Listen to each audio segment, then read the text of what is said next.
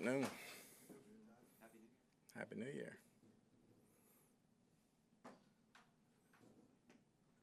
Can you tell us, like, during what the process was to get Shaq? He became at some point, he's going to go on the waivers, if he cleared it, he would be a free agent. Just what the communication was with you and Jason, and just what you think he could add, if in fact, whether he gets on the field or not. Well, we thought he can add extra pass rush for sure. We thought he can add extra knowledge, and we had trouble getting to the passer from the outside earlier. We thought he had a lot of juice left in the tank to help us to make a run. And the communication between me and Jason was there the whole time. It was just a matter of Miami doing something so that we had a chance to try and get him. Is there a lot of retention for him, or is it really not like a big... There's retention on the old stuff, but he has a lot of new stuff to learn. What kind of shape is he in by football standards? Walked through today, he was outstanding. I know it was a long through, but I didn't know if you're able to tell. He ran pretty good. I mean, over the weekend, he ran pretty good. You don't know until you put the helmet and pads on. A year ago, the Saints came in, not much to play for. You had everything to play for, and they beat you. You committed 4 turnovers. They had no takeaways. How much of a theme is that for you this week in terms of don't take anybody for granted? It's a division game. It's never taken for granted. We know that going in. We still got a lot of things to work on. We got to play the right way and do all little things for us to win this ball game. Obviously, the turnover battle is going to be very important. Usually when we play these guys, whoever wins the turnover battle wins the game. It's concerning anytime somebody leaves a game and is ruled out right away. But we saw Jamel out there today, didn't seem to have a brace on or anything. What's he dealing with, and how reasonable is it for when he could come back? He's dealing with a knee right now, and I'm not sure how reasonable it is when he comes back. And I know that he had talked about the injury report during the week last week with knees. Is it something that just like flared up midweek, or? I don't know if it flared up or not, but he was sore after last week's game, and he came back and felt better. Then it was hurting him again. So. Does Josh Hayes step into that role, and how much does his playing earlier this season help him in this situation? Dean can't go. Josh will definitely step into that role. I think the experience he got earlier this year, like most of the younger guys, is really helping him right now. You guys obviously had relied on Cade so much for much of the season. I think Payne might have had two catches before Cade went down. But to see the way they've stepped up, he and Culp on Sunday as well, just want to ask you what you like about that group and how much they've helped you weather not having Cade out there the last 2 weeks. It's a tough group. I mean, Payne's a tough player. He's a very tough player. Maybe not as athletic as Cade, but just as good of hands. And Devin is very athletic, and he's very tough, and he was eager to get his opportunity. And those guys have really stepped in and did a good job in Cade's absence. What can you say about the offensive line's play this season and really just making life easier for Baker Mayfield, Bucky Irving, and the rest of the offense? They've been great all year. They work hard. Those guys are a very close-knit group on and off the field. And on the field, that makes the chemistry a lot easier, and they work at it. Like I said, Carvin and Pacucci do a great job working those guys and how they're going to block people and who's doubling and who's coming off and making them aware of everything. Those guys are really bought in. They're doing a heck of a job. As far as Sterling, Cade, and Antoine, is there any update on how they're looking for this weekend? Not at this time. I'll see how they run tomorrow and Friday and kind of go from there.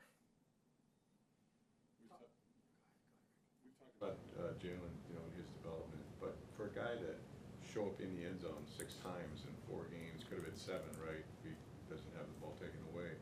What is it about that element of his game that makes him available to Baker in the red zone there? His understanding of the offense. He's a very talented player. He understands the offense. He's very comfortable right now. He's playing with a lot of confidence. And like I said, when the guys went down early in the year, he's gotten a chance to get his feet wet and understand where he needs to be on the field from a spot standpoint. And the older guys have really helped him out a lot, and he's really playing really fast right now. What was it about maybe the Raiders game or even just post-bye week that seemed to click for him? I don't know if it was just that game or the bye week. It was just him getting healthy and getting a better grasp of the offense and then getting opportunities. And the opportunities started coming. He started making plays, and it kind of snowballed from there. The defense has been much improved since the bye, obviously, and some of that is getting to face lesser opponents. But your second half defense has been outstanding. Sunday, no points allowed. Is there something you point to, whether that's adjustments or just guys playing to the very end of the game, playing full games for why you've been so good in the second half? Really just guys executing. It's really guys executing and understanding what's happening and talking and communicating a lot better. After the game, Mike Evans was saying that the Bucs knew you were more talented, but they played so physical. They reset after that loss.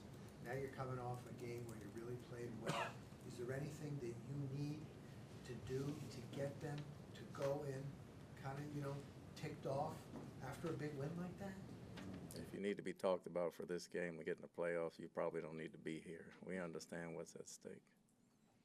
Todd, how do you balance the Mike Evans trying to get to 1,000 yards while also understanding, winning obviously is the most important thing on Sunday, and you have to give a reminder to the offense of trying not to force it to him?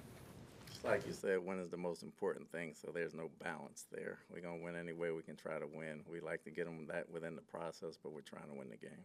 Only 3 times he's had, I think, over 85 receiving yards against the Saints, like in an individual game. And I know every year is different, but what is it generally about the way they play defense that can make some of those, big pass plays to him more challenging? Obviously, teams key in on him, but what is it about their style of defense, you think? It's a division game. They got a lot of smart players over there, a lot of vets, a lot of guys that seen a lot of ball, a lot of ex-Pro Bowlers and current Pro Bowlers. So they always play us tough. They understand. We understand that going in. We just got to make more plays. It's been a long season, but there were impressive wins early on over Detroit, over the Eagles. Do you believe that after fighting through the adversity of the injuries, this team's beginning to peak at the right time? Well, we won 5 out of 6, so we got to win one more. And I like where we're playing right now. We just got to keep the mistakes down. What's the ceiling for Chancey, Todd, if he stays healthy a year from now, 2 years from now? Could he be considered one of the dominant interior linemen in the league? Well, health is the key thing right there. The past 2 years he's missed certain games early on, so if he can come back and play a full 17, obviously it shows in the stats he's got 7 sacks right now, and he missed 5 games, so he has a chance to be a very good player if he stays healthy. What does he need to work on going forward? Just staying healthy. Just staying healthy. Everything else in this game is very good. When you look at the state of the Saints offense, what can you say or maybe take away when you look at the film? It's a unit that has really had a lot of injuries from quarterback to wide receiver, running back. What do you see? I mean, they put 27 points on us last time, and, I'm the last person to talk about somebody else's injuries because we deal with our own, so that doesn't bother me. I'm just getting ready for a tough ball game. I understand we know who they have. I don't know who they're playing, but I know they're going to come out ready to play. Your offense is approaching some historic levels, in terms of just, the points, the rushing, all, to be that balanced. What's it feel like, and you kind of watch the steady progression, is it, as you coach the game, is it sort of, I don't know, easy to know that you're going to score points, you can control the ball, you can play any way you need to play in terms of throwing it or running it? It's never easy to know if we're going to score or not, but it is good to know that we can fight different battles. We can play a muscle game, we can play an air game, we can play a grind-out game, we can play an edge game, and whatever is given to us, we try to take advantage of. So it's good to know we're multiple that way.